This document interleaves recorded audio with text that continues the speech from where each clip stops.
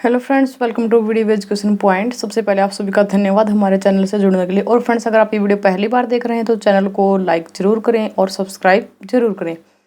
Friends, ज़्यादा से ज़्यादा वीडियो को शेयर करना है। और ये वीडियो आप लोगों की डिमांड पर बनाई गई है। आप लोगों ने कहा था कि ऐसे क्वेश्चन लेकर के आएँ जिनके अंदर ज़्यादा से ज़्यादा डिटेल दी जाए। ठीक है, तो चलिए आज की वीडियो को स्टार्ट करते हैं।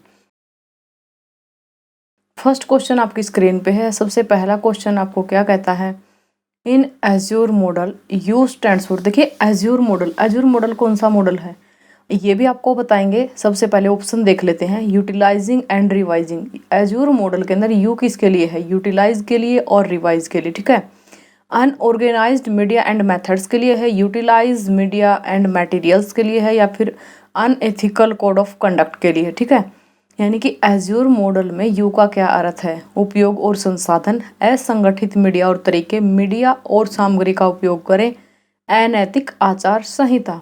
तो देखिए दोस्तों, सबसे पहले एज्योर मॉडल की बात कर लेते हैं। देखिए जो एज्योर मॉडल है ये एक इंस्ट्रक्शनल डिज़ाइन मॉडल है। ठीक है, इसको एज्योर मॉडल को डेवलप किया था हेनरिच एंड मुलेंडा ने। लिख देती हूँ यहाँ पे,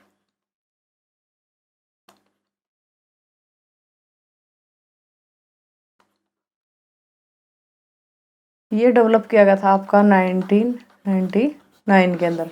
तो ये चीज़ सबसे ज़्यादा आपको याद रखनी है। अब एज्योर की फुल फॉर्म की बात कर लेते हैं। ए जो है इसमें एनालाइज लर्नर के लिए दिया गया है।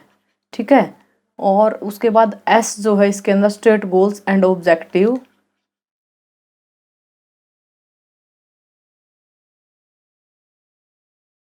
उसके बाद दूसरा एस जो है इसके अंदर select method and media. And U जो है यहाँ पे क्या करता है, utilize media and technology. Next इसके अंदर आर जो है बताता है require learner participation. And E जो है इवेलुएट करता है एंड रिवाइज करता है ब्लेंडेड लर्निंग स्ट्रेटेजीज को। ठीक है फ्रेंड्स, देखिए आंसर का तो आपको पता चल ही गया होगा कि आपका आंसर क्या रहेगा। सी इसका ऑप्शन जो है इसका आंसर रहेगा। तो ए देखिए एनालाइज लर्नर, यानी कि पहले वहाँ पे एज्योर मॉडल के अंदर लर्नर को एनालाइज किया जाता है कि लर्नर कैसा है, वो किस तरह से सीखेगा, उसको किस तरह से सिखाया जा सकता है, उसकी प्रीवियस नॉलेज कैसी है। फिर उसके अकॉर्डिंग गोल्स और ऑब्जेक्टिव सेट किए जाते हैं कि लर्नर को सिखाने के पीछे जो है कोई भी कंटेंट हमने जो सिलेक्ट किया है उसके गोल्स क्या रहेंगे, ऑब्जेक्टिव क्या रहेंगे। यानी कि हम जब लर्नर को सिखा देंगे तो मतलब कि वो क्या क्या सीख पाएगा। उसके बाद सिलेक्शन किया जाता है कि मतलब जो भी मेथड हमने यूज़ करने हैं वहाँ पे किस मेथड से हम टीच करने वाले हैं लर्नर को, और कौन सा मीडिया हम वहाँ पे यूज़ करने वाले हैं, उन चीज़ों का सिलेक्शन वहाँ पे होता है। उसके बाद यूटिलाइज मीडिया एंड टेक्नोलॉजी कि जो हमने एस के अंदर यहाँ पे यानी कि सेलेक्ट मीडिया और मेथड को किया था, उसके बाद उस मीडिया और मेथड्स का हम यहाँ पे यूटिलाइज करेंगे, यानी कि टीचर जो है यहाँ पे एक्चुअल टीचिंग करेगा। उसके बाद क्या करते हैं कि लर्नर का पार्टिसिपेशन यहाँ पे ज़रूरी होता है कि लर्नर तभी सीख पाएगा जब वो खुद तैयार होगा सीखने के लिए। तो इसलिए लर्नर का एक्टिव होना यहाँ पे ज़रूरी होता है।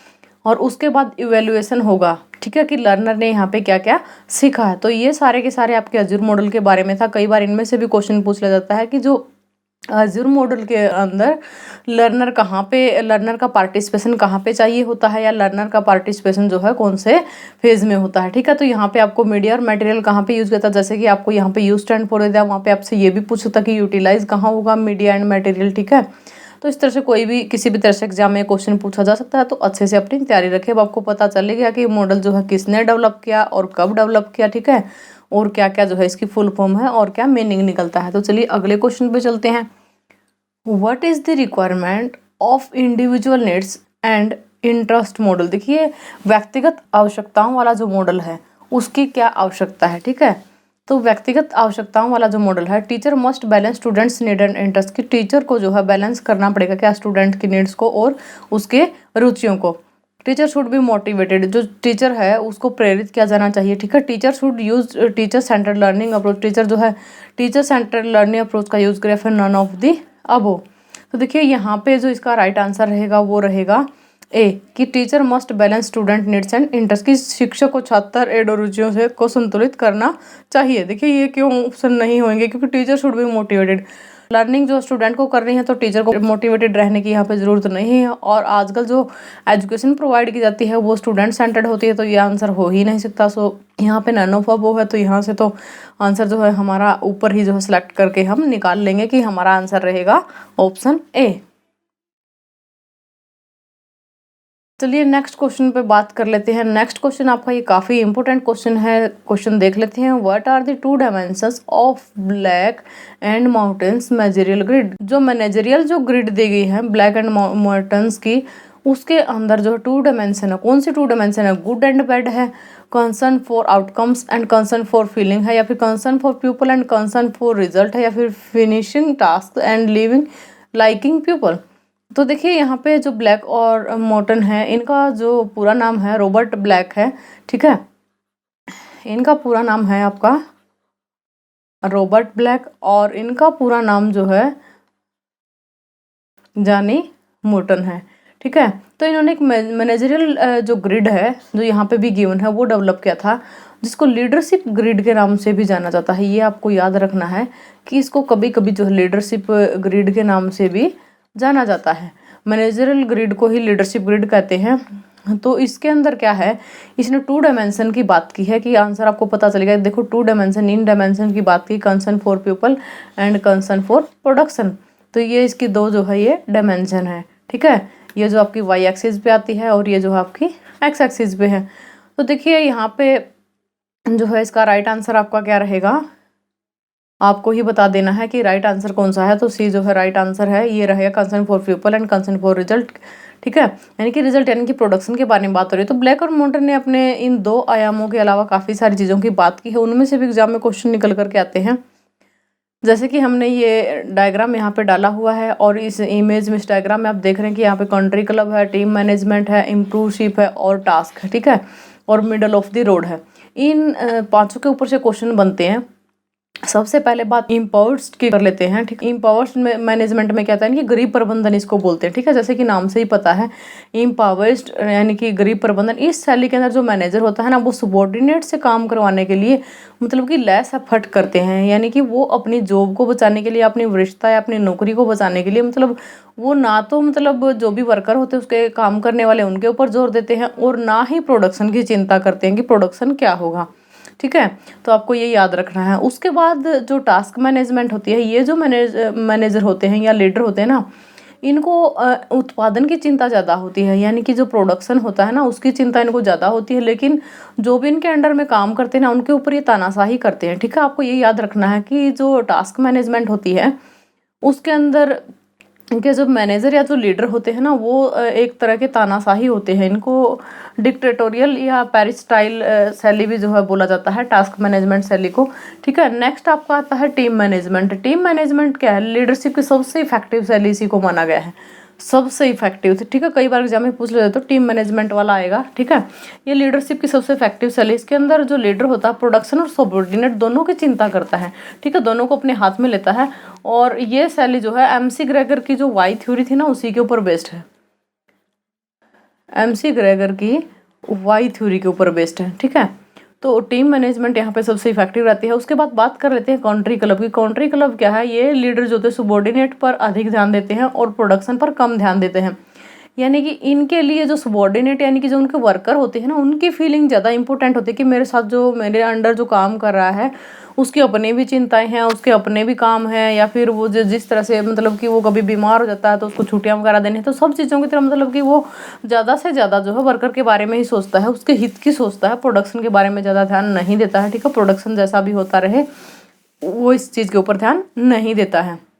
तो आपको सबसे ज़्यादा जो है ये चीज़ें याद रखनी है। उसके बाद एक ये जो निकल करके आती है middle of the road map. Middle of the road map जैसे कि नाम से ही पता है, इसके अंदर जो लीडर होते हैं ना वो सबॉर्डिनेट और प्रोडक्शन दोनों के ऊपर बैलेंस बना करके चलते हैं, ठीक है। यानी कि देखो जैसे कि बीच में ही गिवन है, ठीक है, बैलेंस इसी से पता चलता है कि जो भी लीडर होगा या मैनेजर होगा वो क्या करेगा, बैलेंस रखेगा, यानी कि प्रोडक्शन भी सही होना चाहिए और जो रिलेशन है सबॉर्डिनेट के साथ वो भी अच्छे होने चाहिए, ठीक है फ्रेंड्स। तो यहाँ से भी क्वेश्चन पूछे जाते हैं। आई होप आपको ये क्वेश्चन अच्छे से समझ आ गया होगा। नेक्स्ट क्वेश्चन हमारा है who was concern about social reconstructivism, ठीक है, कि कौन था जो सामाजिक पुनर्निर्माण के बारे में ज़्यादा चिंतित था। डेविड हॉर्सबर्ग था, या फिर हारोल्ड रग था, या फिर डैनियल सफलबीम था, या फिर जॉन डेवी था। तो देखिए इनमें से सबसे ज़्यादा जो सोशल रिकंस्ट्रक्टिविज्म के बारे में जो चिंतित थे वो आपके थे हैरोल्ड रग, ठीक है। हैरोल्ड रग थे आपके, ये एक एजुकेशनिस्ट थे जो कि कोलंबिया यूनिवर्सिटी में टीचर थे, एजुकेशनिस्ट थे ये, ठीक है। अगर बात करें फादर ऑफ रिकंस्ट्रक्टिविज्म की, तो इनका यहाँ पे जो नाम आता है वो आपका आता है थियोडोर बर्गार्ड ब्रामलेट, ठीक है। कई बार आपको टी बी और ब्रामलेट भी जो है यहाँ पे मिल सकता है। तो इस तरह से आपको याद रखना कि फादर जो है सोशल रिकंस्ट्रक्टिविज्म का किसको बोला जाता है, और जो कंसर्न है जिसकी सोशल रिकंस्ट्रक्टिविज्म की वो किसको ज़्यादा है, तो हारोल्ड रग को। तो इनका नाम यहाँ पे सामने आता है, ठीक है फ्रेंड्स। क्योंकि देखिए ये जो सामाजिक पुनर्निर्माण होता है ये एक तरह का दर्शन है, यानी कि एक तरह की क्या है, ये फिलोसफी है, और जो मतलब कि बेहतर समाज और यानी कि आप ये लगा लो कि विश्वव्यापी लोकतंत्र बनाने की खोज पर बल देता है, ठीक है। यानी कि समाज जो है क्या होना चाहिए, बेहतर होना चाहिए, और यानी कि वर्ल्ड लेवल पे ये बात करता है विश्वव्यापी और लोकतांत्रिक होना चाहिए, ठीक है। तो इस तरह से आप इसको याद रख सकते हैं, सोशल रिकंस्ट्रक्टिविज्म के फादर कौन है, और हारोल्ड रग जो है इनके लिए ज़्यादा चिंतित थे। और ये क्या है कि जो सोशल रिकंस्ट्रक्टिविज्म होता है, यानी ये क्या होता है, एक सामाजिक पुनर्निर्माण होता है, ठीक है। नेक्स्ट क्वेश्चन देख लेते हैं।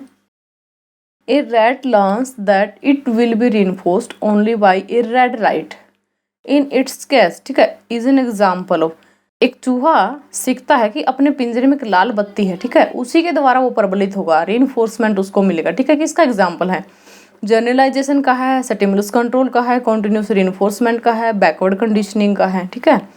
तो देखिए हम बात कर लेते हैं, ये आपका जो राइट आंसर इसका रहेगा वो रहेगा स्टिमुलस कंट्रोल का।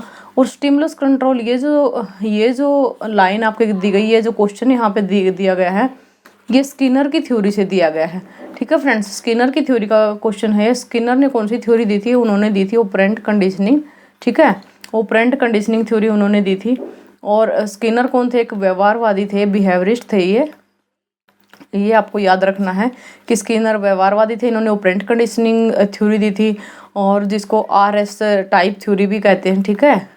आरएस टाइप थ्योरी इन्हीं की जो थ्योरी है उसको इंस्ट्रूमेंटल थ्योरी के नाम से भी जाना जाता है, इंस्ट्रूमेंटल थ्योरी, और नैमितिक अनुबंध के नाम से भी जाना जाता है, ठीक है। और ये जो थ्योरी इन्होंने दी थी रैट वाली, रैट के साथ साथ इन्होंने एक पिजन के ऊपर भी एक्सपेरिमेंट किया था। ये एक्सपेरिमेंट इनका काफ़ी फेमस रहा था, और स्किनर को लास्ट बिहेवियरिस्ट भी बोला जाता है कि ये लास्ट व्यवहारवादी थे, या फिर यूँ कहें कि ये लास्ट सबसे फेमस जो है, स्किनर जो सबसे फेमस व्यवहारवादी थे। और हर एग्जाम के अंदर स्किनर से, पावलोव से और थॉर्नडाइक की थ्योरी से क्वेश्चन आता है, ठीक है। तो आपको याद रखना स्किनर ने जो ऑपरेंट कंडीशनिंग दी थी, लेकिन जो पावलोव की थ्योरी थी और थॉर्नडाइक की उनकी जो थ्योरी है वो क्लासिकल कंडीशनिंग के अंदर आती है, ठीक है। और जनरलाइजेशन जो है, ये जो पॉइंट है ये पावलोव की थ्योरी का ही पॉइंट है, ठीक है। कॉन्टिन्यूस रीइंफोर्समेंट है तो स्किनर की थ्योरी का ही, लेकिन यहाँ पे बार बार जो है रीइंफोर्समेंट दिया जाता है हर स्टेप पे। यहाँ पे जैसे कि बच्चा एक काम करता है, आप उसको एक टॉफी देते हैं, दूसरा करता तो दूसरी टॉफी देते, तो इस तरह से मतलब लगातार आप उसमें उसको जो है रीइंफोर्समेंट देने पे लगे रहते हो, ठीक है। लेकिन ये जो कॉन्टिन्यूस रीइंफोर्समेंट होता है इनिशियल लर्नर के लिए काफ़ी अच्छा होता है, यानी कि जो शुरू में नया काम सीखना स्टार्ट करते हैं, ठीक है। तो फ्रेंड्स नेक्स्ट क्वेश्चन देख लेते हैं। Which model is design to meet the complex needs of children with disabilities, ठीक है। माइल्ड डिसेबिलिटीज, जो हल्के विकलांग बच्चे हैं ना, उनकी जटिल जरूरतों को पूरा करने के लिए कौन सा मॉडल तैयार किया गया, ठीक है। आउटकम बेस्ड इंटीग्रेटिव मॉडल है, या फिर इंटरवेंशन मॉडल है, या फिर CIPP मॉडल है, या फिर एक्टिविटी मॉडल है। देखिए जो माइल्ड डिसेबिलिटी वाले बच्चे हैं, यहाँ पे बात माइल्ड डिसेबिलिटी वाले बच्चों की हो रही है, तो उनके लिए जो मॉडल डेवलप किया गया है वो है आपका intervention model.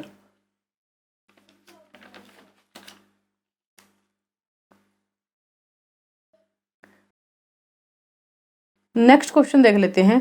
Person with disability act was passed in, जो पर्सन विद डिसेबिलिटी है यानी कि डिसेबिलिटी वाले लोगों के लिए, यानी कि जो विकलांग व्यक्ति है उनके लिए अधिनियम कब पारित किया गया, ठीक है, उनके लिए एक्ट कब बनाया गया था। तो ये आपका एक्ट बनाया गया था 1995 के अंदर, जिसको PWD एक्ट भी कहते हैं। और 1992 के अंदर जो आपकी पॉलिसी थी, एजुकेशन पॉलिसी, उसको रिवाइज किया गया था। ठीक है फ्रेंड्स, आपको ये याद रखना है। नेक्स्ट क्वेश्चन पे चलते हैं। Operant conditioning is associated with, की ऑपरेंट कंडीशनिंग जो संक्रियात्मक जो कंडीशनिंग है वो किससे संबंध रखती है, ठीक है। वाइगोत्स्की से रखती है, पावलस से रखती है, थॉर्नडाइक से रखती है, स्किनर से रखती है। फ्रेंड्स देखिए, जो पावलव हैं उनको क्लासिकल कंडीशनिंग या SR थ्योरी के लिए जाना जाता है, ठीक है। उसने अपना जो एक्सपेरिमेंट है, पावलव ने वो अपना एक्सपेरिमेंट डॉग पे किया था। थॉर्नडाइक ने अपना एक्सपेरिमेंट जो है कैट पे किया था। ये भी क्लासिकल कंडीशनिंग से ही जो रिलेटेड है थॉर्नडाइक का एक्सपेरिमेंट भी, ठीक है। और ये पावलव, थॉर्नडाइक और स्किनर तीनों ही क्या है, व्यवहारवादी हैं। और ये जो कंडीशनिंग थ्योरी का जो एसोसिएटेड है ना, इसका आंसर मैं नहीं दूंगी, आप लोगों को ही बताना है। साथ में जो वाइगोत्स्की है इसका भी आपने ही बताना है कि इसका वाइगोत्स्की ने जो है कौन सी थ्योरी दी है और ऑपरेंट कंडीशनिंग जो है यहाँ पे किससे रिलेटेड है, ठीक है। इसका क्वेश्चन का आंसर हम लास्ट क्वेश्चन में या कहीं पे भी इसी वीडियो में दे चुके हैं। नेक्स्ट क्वेश्चन हमारा है, who is the father of attitude measurement, दृष्टिकोण मापन के जनक कौन है, एटीट्यूड मेजरमेंट के जनक कौन है, ठीक है। रेंसिस लिकर्ट है, रेंसिस थर्स्टन है, लुइस थर्स्टन है, या फिर लुइस लिंकर्ट है, ठीक है। फ्रेंड्स इस तरह के कन्फ्यूजिंग क्वेश्चन बहुत पूछे जाते हैं। देखिए फ्रेंड्स, इस तरह के कन्फ्यूजिंग क्वेश्चन बहुत आते हैं एग्जाम के अंदर कि आप लोगों को जैसे एक नाम भी पढ़ा हुआ लगता है तो फिर आप लोगों को आगे वाला नाम जो है समझ नहीं आता। तो इसलिए मैंने सारी वीडियो के अंदर इनके पूरे नाम इसलिए बताए हैं ताकि नाम से रिलेटेड कोई भी अगर क्वेश्चन आता है तो आप लोग उसको गलत ना करके आओ, ठीक है। आप लोगों को क्वेश्चन ध्यान से देखना है, अच्छे से तैयार करके जाना है, तो आपका क्वेश्चन जो है बिल्कुल ठीक रहेगा और आप बिल्कुल सही आंसर पर टिक करेंगे। तो आइए बात कर लेते हैं हमने क्वेश्चन की, एटीट्यूड मेजरमेंट के फादर कौन है। तो देखिए, एटीट्यूड मेजरमेंट सबसे पहले स्टार्ट करने वाले हैं लुइस थर्स्टन, ठीक है। इन्होंने अपना जो एटीट्यूड मेजरमेंट है वो एटीट्यूड मेजरमेंट जो इन्होंने 1929 के अंदर दिया था, ठीक है। 1929 के अंदर इन्होंने जो अपना एटीट्यूड मेजरमेंट डेवलप किया था उसका नाम था इक्वल अपीयरिंग इंटरवल, ठीक है, जिसको समविस्तार मापने भी कहते हैं, समविस्तार या समदृष्टि।